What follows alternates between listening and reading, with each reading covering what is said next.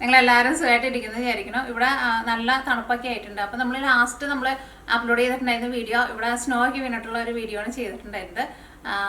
ഇന്ന് എങ്ങനെയെന്ന് വെച്ചിട്ടുണ്ടെങ്കിൽ പുറത്ത് നല്ല മഴയായിട്ട് ആകെ ഭയങ്കര ക്ലൗഡി ആയിട്ട് നിൽക്കുകയാണ്. കാലത്ത് തുടങ്ങിയിട്ട് നല്ല മഴയാണ്. മഴയുണ്ട്, നല്ല തണുപ്പുണ്ട്. പിന്നെ വേറെ പ്രത്യേകിച്ച് വിശേഷമൊന്നുമില്ല. അപ്പോൾ ഇന്ന് നമ്മൾ ഉണ്ടാക്കാൻ വേണ്ടിയിട്ട് പോകുന്നത് ഇറച്ചിച്ചോറാണ് ഉണ്ടാക്കുന്നത്. ഇനിയിപ്പോൾ ക്രിസ്മസ് ഒക്കെ അടുത്തെത്താറായല്ലോ. അപ്പോൾ ഞാൻ വിചാരിച്ചു കുറച്ച് നോൺ വെജിൻ്റെ റെസിപ്പികളൊക്കെ ചെയ്യാമെന്ന് വിചാരിച്ചു. അപ്പോൾ അവിടെ ഇറച്ചിച്ചോറ് നമുക്ക് റെഡിയാക്കാം. അപ്പോൾ ഈ നമ്മുടെ ഇറച്ചിച്ചോറ് റെഡിയാക്കാൻ വേണ്ടിയിട്ട് ഫസ്റ്റ് നമുക്ക് നമ്മുടെ ഇറച്ചി കറി വെക്കാനുള്ള അതിലേക്ക് ഇഞ്ചി വെളുത്തുള്ളി സവാളയ്ക്ക് വേണമല്ലോ, അതൊക്കെ നമുക്ക് റെഡിയാക്കിയിട്ട് വയ്ക്കാം. അപ്പോൾ ഞാനിവിടെ അതാ ഒരു വലിയ കഷ്ണം ഇഞ്ചി എടുത്തിട്ടുണ്ട്, പിന്നെ ഒരെട്ട് വലിയ വെളുത്തുള്ളി എടുത്തിട്ടുണ്ട്. ഇത് രണ്ടും കൂടിയിട്ട് നമുക്ക് ചതച്ചിട്ട് ഇടുക.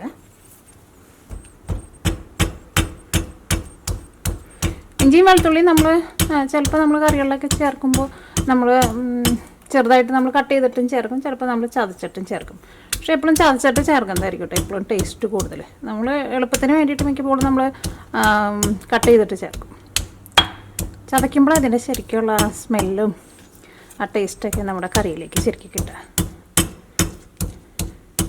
പ്രത്യേകിച്ച് ഇഞ്ചി ചതയ്ക്കുമ്പോഴാണ് അതിൻ്റെ ശരിക്കും വെള്ളമൊക്കെ ശരിക്കും പുറത്തേക്ക് വരാം. അപ്പോൾ എപ്പോഴും മീറ്റ് കറി വയ്ക്കുമ്പോൾ എപ്പോഴും ഇങ്ങനെ ചതച്ചിട്ട് കറിയിലേക്ക് ഇടാൻ വേണ്ടിയിട്ട് നോക്കുക. മറ്റേ തേങ്ങാപ്പാൽ ഒഴിഞ്ഞേക്കുന്ന കറിയിലേക്ക് പിന്നെ കട്ട് ചെയ്തിട്ടാൽ അത്രയ്ക്ക് കുഴപ്പമില്ല. പക്ഷേ മീറ്റൊക്കെ കറി വയ്ക്കുമ്പോൾ ഇഞ്ചിയുടെ ഫ്ലേവർ നല്ല ടേസ്റ്റ് കൊടുക്കുമല്ലോ. പിന്നെ നമുക്ക് ഇതിലേക്ക് സവോള വേണം. ഒരു വലിയൊരു സവോള ഒന്ന് കട്ട് ചെയ്തിട്ട് എടുക്കുക. പിന്നെ നമുക്ക് ഇതിലേക്ക് സവോള വേണം. ഇത് അത്യാവശ്യം വലിയ സവോള കേട്ടോ.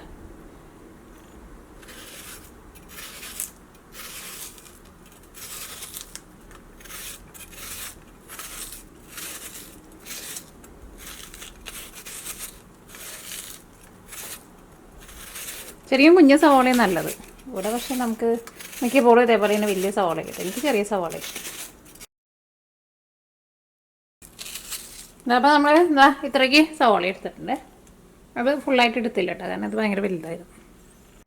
പിന്നെ വേണ്ടത് ബീഫാട്ടോ. ബീഫ് ഞാനിവിടെ 750 ഗ്രാം ബീഫാണ് എടുത്തേക്കുന്നത്. നമുക്ക് കുറച്ച് വലിയ പീസായിട്ട് നമുക്ക് കട്ട് ചെയ്തിട്ട് എടുക്കാം. നമ്മൾ സാധാരണ കറി വയ്ക്കുന്ന പോലെ അത്രയ്ക്ക് ചെറുതായിട്ട് കട്ട് ചെയ്യേണ്ട, കുറച്ച് വലിയ പീസായിട്ട് കട്ട് ചെയ്യും.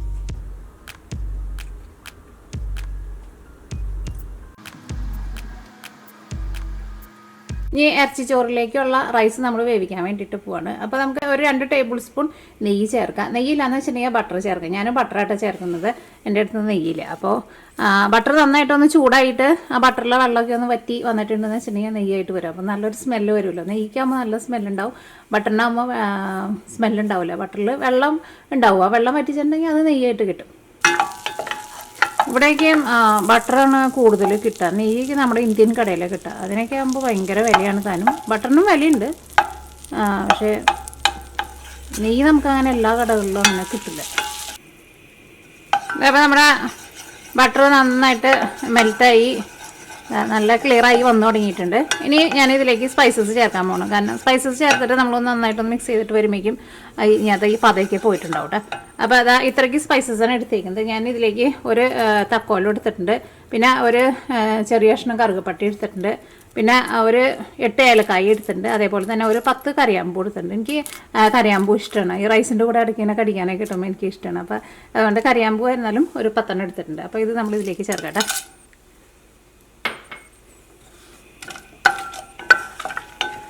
നോക്കിയേ, ഇപ്പോൾ നല്ല നെയ്യുടെ നല്ല കളർ വന്നിട്ടുണ്ട്. പക്ഷേ കരിഞ്ഞു പോരുത് കേട്ടോ. ഈ ചെറിയ തീയിൽ വെച്ചിട്ട് ഈ നമ്മുടെ സ്പൈസസ് ഇങ്ങനത്ത് കിടന്നിട്ട് നന്നായിട്ട് ചൂടാവട്ടെ. അപ്പോൾ നമ്മുടെ സ്പൈസസ് കിടന്നിട്ട് നന്നായിട്ട് ചൂടായിട്ടുണ്ട്. ഞാനിതിലേക്ക് ഇതാ കുറച്ച് സവോള ചേർക്കുന്നുണ്ട്, ഒരു തിരിക്കും, ഒരുപാടൊന്നും വേണ്ട. ഈ സവോളയും കിടന്നിട്ട് ഇതിനകത്ത് കിടന്നിട്ട് നന്നായിട്ടൊന്ന് സോഫ്റ്റ് ആവട്ടെ. സവോള നന്നായിട്ട് മൊഴിയാനൊന്നും നിൽക്കണ്ട, ഇതപ്പോൾ സവോള നല്ല സോഫ്റ്റ് ആയിട്ട് വന്നിട്ടുണ്ട്. ഇതിലേക്ക് നമ്മൾ റൈസ് വേവിക്കാനുള്ള വെള്ളം ചേർക്കുകയാണ്. അപ്പോൾ ഞാനിവിടെ 1.5 ഗ്ലാസ് അരിയാണ് എടുക്കുന്നത്. അപ്പോൾ ഒരു ഗ്ലാസ്സിന് 1.5 ഗ്ലാസ് വെച്ചിട്ട് 1.5 ഗ്ലാസ് അരിക്ക് 2.25 ഗ്ലാസ് വെള്ളം ചേർക്കുക.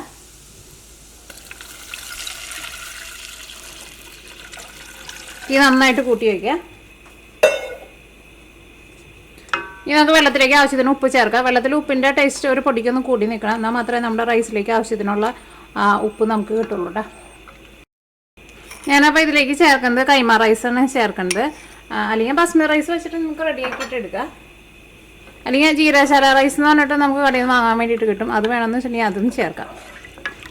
അപ്പോൾ റൈസ് ഞാനിവിടെ കഴുകിയിട്ട് വെള്ളത്തിൽ ഒന്ന് കുതിരാൻ വേണ്ടിയിട്ട് വെച്ചിട്ടുണ്ട്. ഒരു 10 മിനിറ്റ് ഒന്ന് കഴുകി വാരി വെച്ചാൽ മതി, ഒരു ചെറിയ നനവോട് കൂടിയിട്ട്. വെള്ളത്തിൻ്റെ ഉപ്പിൻ്റെ ടേസ്റ്റൊക്കെ നല്ല കറക്റ്റായിട്ടുണ്ട്. നമുക്ക് മൂടി വയ്ക്കാം. വെള്ളം നന്നായിട്ടൊന്ന് തിളക്കട്ടെ. അപ്പോൾ വെള്ളം നന്നായിട്ട് തിളച്ചിട്ടുണ്ട്. ഇതിലേക്ക് റൈസ് ചേർക്കട്ടെ.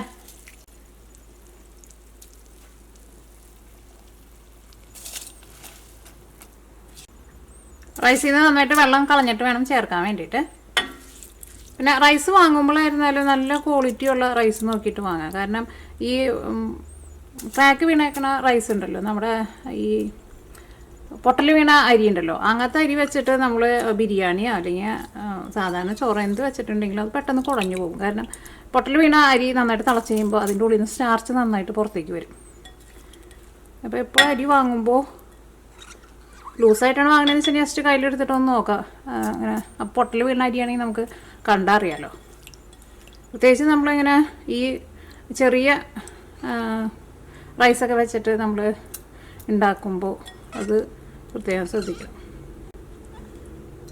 ഭയങ്കര സ്റ്റാർച്ച് വന്നിട്ടുണ്ടെങ്കിൽ ആകെ കുഴഞ്ഞ പോലെ വരുമല്ലോ. അപ്പോൾ ഇങ്ങനെ പൊട്ടൽ വീഴാത്ത അരി വാങ്ങാൻ വേണ്ടിയിട്ട് നോക്കട്ടെ. കാരണം ഈ വില കുറഞ്ഞ അരികളൊക്കെ നമുക്ക് മാർക്കറ്റിൽ കിട്ടില്ല. അപ്പം അതിനകത്തൊക്കെ പൊട്ടിയേക്കണ അരികൾ കൂടുതലായിരിക്കും. ഈ വെള്ളം നന്നായിട്ട് തിളച്ച് കഴിഞ്ഞ് കഴിയുമ്പോൾ ഒരു കാര്യം പ്രത്യേകം ശ്രദ്ധിക്കുക. നിങ്ങളുടെ കയ്യിൽ ഏത് അടുപ്പാണ് ഏറ്റവും ചെറിയ അടുപ്പെന്ന് വെച്ചിട്ടുണ്ടെങ്കിൽ ആ അടുപ്പിലേക്ക് വെക്കുക. എന്നിട്ട് തീ നന്നായിട്ട് കുറച്ച് വെക്കുക. എന്നാൽ മാത്രമേ നമുക്ക് ഇത്രയ്ക്ക് വെള്ളത്തിൽ നമ്മുടെ റൈസ് വെന്ത് കിട്ടുള്ളൂ.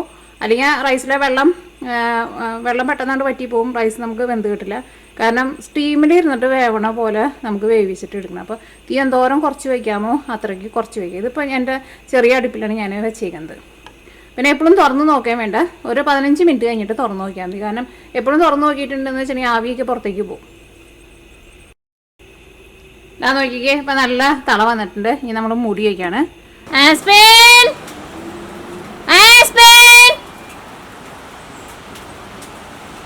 നല്ല മഴ പെയ്തുകൊണ്ടിരിക്കട്ടെ. ആസ്മിൻ പുറത്തേക്ക് പോയിട്ടുണ്ട്. വേണ്ട പോയുള്ളൂ, മഴ ആയതുകൊണ്ട് തന്നെ ഓടിയെത്തിയിരിക്കും. ഉറക്കമൊക്കെ കഴിഞ്ഞിട്ട് എഴുന്നേറ്റ് വന്നതാ, പിന്നെ ഭയങ്കര കരച്ചിൽ. അപ്പോൾ പിന്നെ ഞാൻ തുറന്നു കിട്ടതാ. കാണാനില്ലല്ലോ ചെറുക്കിന്.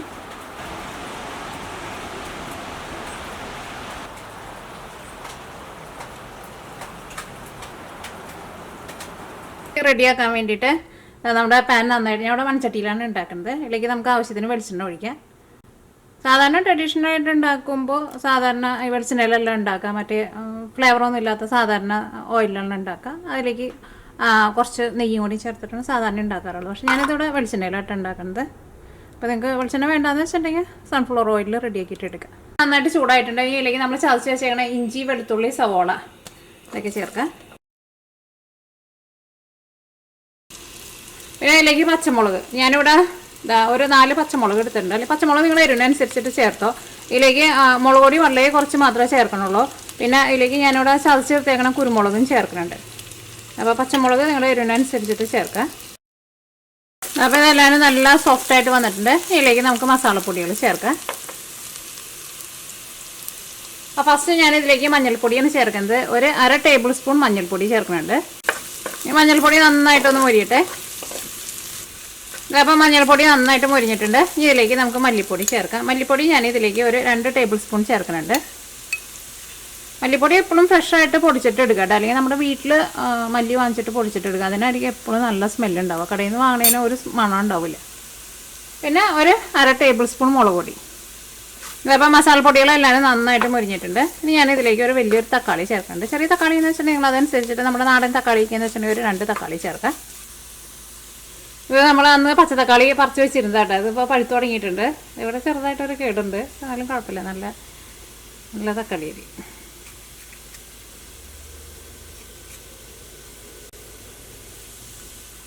ചിലത് ഇപ്പോഴും പച്ചയായിട്ട് ഇരിക്കുന്നുണ്ട് കേട്ടോ. കാരണം ഇപ്പോൾ ഇവിടെ നല്ല തണുപ്പ് തുടങ്ങിയേക്കുന്നത് കൊണ്ട് തന്നെ ഇപ്പോൾ നമ്മൾ പറിച്ച് വെച്ചിട്ട് കുറേ ആയില്ല. എനിക്ക് തോന്നുന്നു ഇപ്പോൾ ഒരു മാസമൊക്കെ കഴിഞ്ഞു പോകുന്നേരം, മാസം ആവാറായിട്ടുണ്ട്.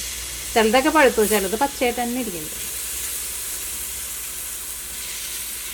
പക്ഷേ സമ്മറിലൊക്കെ പറിച്ച് വെച്ചതൊക്കെ വേഗം വേഗം പഴുത്തിട്ടോ. ഇതിപ്പോൾ തണുപ്പായതുകൊണ്ട് പിന്നെ ഇനിയിപ്പോൾ അത് പഴുക്കാണ്ട് ഇരിക്കുന്നുണ്ട്. ഇതിലേക്ക് നമുക്ക് ആവശ്യത്തിന് ഉപ്പ് ചേർക്കാം. പിന്നെ ചേർക്കുന്നത് ചതച്ചെടുത്തേക്കണം കുരുമുളക് കേട്ടോ. അതൊരു 3/4 ടേബിൾ സ്പൂൺ. പൊടിയായിട്ട് ചേർക്കണതിനേക്കാളും എപ്പോഴും നല്ലത് ഇങ്ങനെ ചതച്ചേക്കുന്നതായിരിക്കും നല്ലത്. ഇതിലേക്ക് നമ്മൾ കട്ട് ചെയ്ത് വെച്ചേക്കണ ബീഫ് ചേർക്കണം. അപ്പോൾ തക്കാളി ആ ബീഫിൻ്റെ കൂടെ കിടന്നിട്ട് തന്നെ വെന്ത് നന്നായിട്ട് വന്നോളൂ. അതിൻ്റെ പച്ച ടേസ്റ്റൊക്കെ പൊക്കോളും. കാരണം ബീഫ് ആവാൻ വേണ്ടിയിട്ട് കുറച്ചധികം സമയം എടുക്കുമല്ലോ. അപ്പോൾ ഇതിപ്പോൾ നമ്മൾ നേരിട്ട് ഇപ്പോൾ മസാലയിലേക്ക് ഇങ്ങനെ ഇട്ടിട്ട് നമ്മൾ റെഡിയാക്കിയിട്ട് എടുക്കുന്നത്. പിന്നെ നമ്മൾ ഇതിപ്പോൾ ഇങ്ങനെ ഈ പാത്രത്തിൽ വെച്ചിട്ട് നമ്മൾ വേവിച്ചിട്ട് എടുക്കുമ്പോൾ ബീഫാണല്ലോ, കുറച്ചധികം സമയം എടുക്കും. നിങ്ങൾക്ക് വേണമെന്ന് വെച്ചാൽ ഇത് കുക്കറിൽ വെച്ചിട്ട് റെഡിയാക്കിയിട്ട് എടുക്കാം കേട്ടോ. അത് കഴിഞ്ഞിട്ട് പിന്നെ കുക്കറിൽ ബീഫും കൂടിയും ചേർത്ത് കഴിഞ്ഞിട്ട് എല്ലാം കൂടിയിട്ട് മിക്സ് ചെയ്ത് കഴിഞ്ഞിട്ട് പിന്നെ കുക്കർ ഒരു കുറച്ച് നേരം ഒന്ന് മൂടി വയ്ക്കാണ്ട് ഇടയ്ക്ക് ഒന്ന് ഇളക്കിയിട്ട് കൊടുക്കാണ്ട് കുക്കറിൻ്റെ ഉള്ളിൽ നിന്ന് അത്യാവശ്യം നന്നായിട്ട് ആ ബീഫിൻ്റെ ജ്യൂസൊക്കെ വന്നു കഴിഞ്ഞ് കഴിയുമ്പോൾ പിന്നെ കുക്കർ വെയിറ്റ് ഇട്ടിട്ട് അടച്ചു വയ്ക്കുക. എന്നിട്ട് വിസിൽ വന്നിട്ടുണ്ടെന്ന് വെച്ചിട്ടുണ്ടെങ്കിൽ ഒരു 4 അല്ലെങ്കിൽ ഒരു 5 വിസിൽ വന്നിട്ടുണ്ടെങ്കിൽ നമ്മുടെ ബീഫ് വെന്ത് കിട്ടും. സെപ്പറേറ്റ് വെള്ളം ചേർക്കാണ്ട് റെഡിയാക്കിയിട്ട് എടുക്കുന്നതാണ് എപ്പോഴും നല്ലത്. കാരണം ബീഫ് ഒരു കുറച്ച് നേരം ഒന്ന് ചെറിയ തീയിൽ വെച്ചിട്ട് ഇടയ്ക്കിടയ്ക്ക് ഇളക്കി കൊടുക്കുമ്പോൾ തന്നെ ബീഫിൻ്റെ ഉള്ളിൽ നിന്ന് അത്യാവശ്യം നന്നായിട്ട് വെള്ളം വരും. വെള്ളം വന്നു കഴിഞ്ഞ് കഴിയുമ്പോൾ പിന്നെ കുക്കർ വെയിറ്റ് ഇട്ടിട്ട് മൂടി വയ്ക്കുക. എങ്ങാനും ഇപ്പോൾ നിങ്ങൾക്ക് തോന്നാൻ അങ്ങനെ വെള്ളം കുറവ് പോലെ തോന്നുന്നുണ്ടെന്ന് വെച്ചിട്ടുണ്ടെങ്കിൽ അതനുസരിച്ചിട്ട് കുറച്ച് വെള്ളം കൂടി വേണമെങ്കിൽ ചേർത്ത് കൊടുക്കും. പക്ഷേ ബീഫിന് സാധാരണ അങ്ങനെ വെള്ളം ചേർക്കേണ്ട ആവശ്യമില്ല. ബീഫിൻ്റെ ഉള്ളിൽ നിന്ന് തന്നെ അത്യാവശ്യം നന്നായിട്ട് വെള്ളം വരും. അപ്പോൾ നമ്മൾ ബീഫ് ചേർക്കട്ടെ. പിന്നെ ഇവിടുത്തെ ബീഫൊക്കെ ആണെങ്കിലും നമ്മുടെ നാട്ടിലെ ബീഫ് പോലെയല്ല, പെട്ടെന്ന് നമുക്ക് വെന്ത് കിട്ടും. അപ്പോൾ അതുകൊണ്ടാണ് ഞാൻ കുക്കറിൽ ഇടാത്തത്. ഇവിടുത്തെ ബീഫ് എങ്ങനെയെന്ന് വെച്ചിട്ടുണ്ടെങ്കിൽ നമ്മുടെ ഈ ബ്രോയിലർ ചിക്കൻ്റെ പോലെയാണ്, പെട്ടെന്ന് വേവും. നമ്മുടെ നാട്ടിലെ ബീഫാകുമ്പോൾ നമ്മുടെ നാടൻ കോഴിയുടെ പോലെ ആയിരിക്കും, വേവിൽ വ്യത്യാസമുണ്ട്. അപ്പോൾ ഇതെല്ലാം കൂടിയിട്ട് മിക്സ് ചെയ്ത് കഴിഞ്ഞിട്ട് നമ്മൾ മൂടി വയ്ക്കുകയാണ്. ഇടയ്ക്കൊന്ന് ഇളക്കിയിട്ട് കൊടുക്കണം. അപ്പോൾ ഞാൻ ഇതിലേക്ക് ഒട്ടും വെള്ളം ചേർക്കണില്ല. പിന്നെ അതിലേക്ക് നമുക്ക് ഇനി ഗരം മസാലയും ചേർക്കണം, പിന്നെ കുറച്ച് കറിവേപ്പിലയും ചേർക്കണം. അപ്പോൾ നമ്മുടെ റൈസ് നമ്മൾ റെഡിയാക്കാൻ വേണ്ടിയിട്ട് വെച്ചിട്ട് ഒരു 15 മിനിറ്റ് ആയിട്ടുണ്ട്. ഈ റൈസിൻ്റെ ഈ മോൾ ഭാഗത്തെ അരി ചിലപ്പോൾ വെന്തിട്ടുണ്ടാവില്ല കേട്ടോ. അപ്പോൾ ജസ്റ്റ് ആ മോൾ ഭാഗം മാത്രം ഒന്ന് മിക്സ് ചെയ്തിട്ട് നമുക്ക് 2 മിനിറ്റും കൂടി നമുക്കൊന്ന് മൂടി വയ്ക്കാം.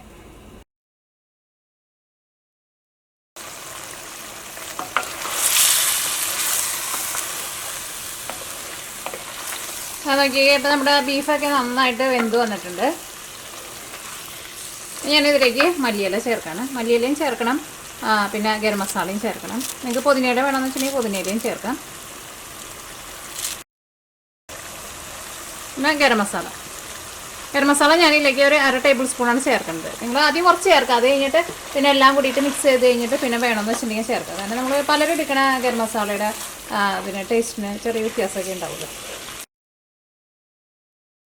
ഒക്കെ നന്നായിട്ട് വെന്തിട്ടുണ്ട്, നന്നായിട്ട് വരട്ടിയെടുത്തിട്ടുണ്ട്. നോക്കി ആ മസാലയ്ക്ക് നോക്കി ആ ബീഫുമ്മ നന്നായിട്ട് പിടിച്ചിട്ടുണ്ട്.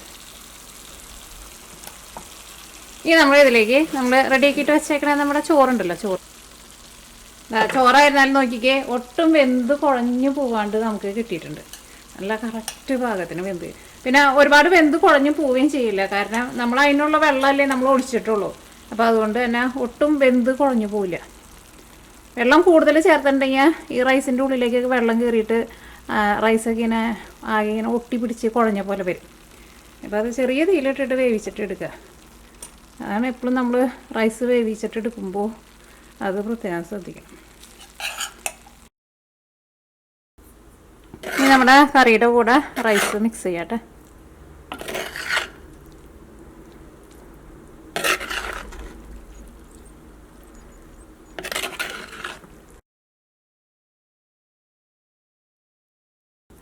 ഇതിപ്പോൾ ഞാൻ അടുപ്പത്ത് നിന്ന് എടുത്തിട്ട് മാറ്റിയിടാം, കാരണം ഇത് മൺചട്ടി ആയതുകൊണ്ട് തന്നെ നല്ല ചൂട് നിൽക്കുന്നുണ്ട്. അല്ലെങ്കിൽ നിങ്ങൾ ചെറിയ തീയിൽ അടുപ്പത്ത് തന്നെ വെച്ചിട്ട് ഒരു 5 മിനിറ്റ് മൂടി വയ്ക്കുക. ഇതിപ്പോൾ അടുപ്പത്ത് വെക്കേണ്ട ആവശ്യമില്ല, കാരണം മൺചട്ടിയുള്ളൂ, നല്ല ചൂടുണ്ട്.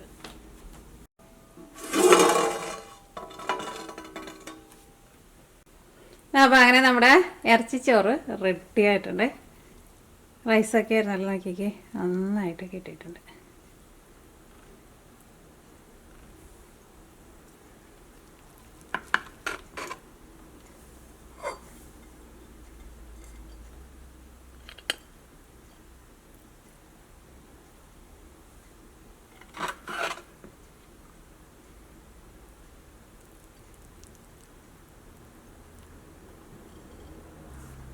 അപ്പോൾ അങ്ങനെ നമ്മുടെ ഇറച്ചിച്ചോറ് റെഡി ആയിട്ടുണ്ട്. അപ്പോൾ നിങ്ങൾ ട്രൈ ചെയ്ത് നോക്കണം. ട്രൈ ചെയ്ത് നോക്കിയിട്ട് ഫീഡ്ബാക്ക് പറയാനാണെങ്കിൽ മറക്കരുത് കേട്ടോ. നല്ല അടിപൊളി ടേസ്റ്റാണ് ശരിക്കും. ഇതേപോലെ ഈ ചെറിയ അരി കിട്ടാന്ന് വെച്ചിട്ടുണ്ടെങ്കിൽ അത് വെച്ചിട്ട് റെഡി ആക്കിയിട്ട് നോക്കട്ടെ. അപ്പോൾ ആയിരിക്കും നല്ല ടേസ്റ്റ് ഉണ്ടാവുക. മീറ്റൊക്കെ ആയിരുന്നാലും നോക്കിയെങ്കിൽ നല്ല സോഫ്റ്റായിട്ട് നന്നായിട്ട് വെന്ത് വന്നിട്ടുണ്ട്. അപ്പോൾ അങ്ങനെ നമ്മുടെ ഇറച്ചിച്ചോറ് റെഡി ആയിട്ടുണ്ട്. നിങ്ങൾ ഇറച്ചിച്ചോറൊക്കെ ചിലപ്പോൾ നിങ്ങൾ മിക്കവാറും വെക്കുന്നതായിരിക്കും. പക്ഷേ നിങ്ങൾ ഇതേപോലെ ഇങ്ങനെ മൺചട്ടിയിൽ ഇങ്ങനെ ഇറച്ചിച്ചോറ് വെച്ച് നോക്കുക. അതിനൊരു പ്രത്യേക ഒരു ടേസ്റ്റ് ആട്ടോ. മൺചട്ടിയിൽ നമ്മൾ ഇപ്പോൾ കറിയൊക്കെ വെച്ച് കഴിഞ്ഞാൽ നമ്മൾ ചിലപ്പോൾ ചോറൊക്കെ ഇട്ടിട്ട് വടിച്ചിട്ട് നമ്മൾ കഴിക്കാറില്ലേ? അങ്ങനെ കഴിക്കുമ്പോൾ അതിനൊരു പ്രത്യേക ഒരു ടേസ്റ്റ് അല്ലേ. ഇത് നമ്മൾ ഇതിലേക്ക് ആ ചോറും പിന്നെ ആ ബീഫെല്ലാം കൂടിയിട്ട് മിക്സ് ചെയ്ത് കഴിഞ്ഞിട്ട് നമ്മൾ കുറച്ച് നേരം മൂടി വെച്ചിട്ടുണ്ടായിരുന്നില്ലേ, അത് കഴിഞ്ഞിട്ട് നമ്മൾ അത് തുറക്കുമ്പോഴുണ്ടല്ലോ ശരിക്കും നമ്മൾ സാധാരണ പാത്രത്തിലേക്ക് വെച്ചിട്ട് ഉണ്ടാക്കുമ്പോൾ നമുക്ക് ആ ടേസ്റ്റ് നമുക്ക് കിട്ടില്ല. അപ്പോൾ നിങ്ങൾ ഇതേപോലെ മൺചട്ടിയിൽ ട്രൈ ചെയ്ത് നോക്കുക. വേറെ പ്രത്യേകിച്ച് വിശേഷമൊന്നുമില്ല. നാളെ നമുക്ക് വേറെ പുതിയ റെസിപ്പി ആയിട്ട് വരാം. നമ്മുടെ ആസ്പിൻകുട്ടൻ മഴയത്ത് പുറത്തൊക്കെ പോയിട്ട് വന്നിട്ടുണ്ട്. എൻ്റെ മേലൊക്കെ നനഞ്ഞിരിക്കുകയാണ്. ഒക്കെ തുടച്ച് വൃത്തിയാക്കുന്നുണ്ട്.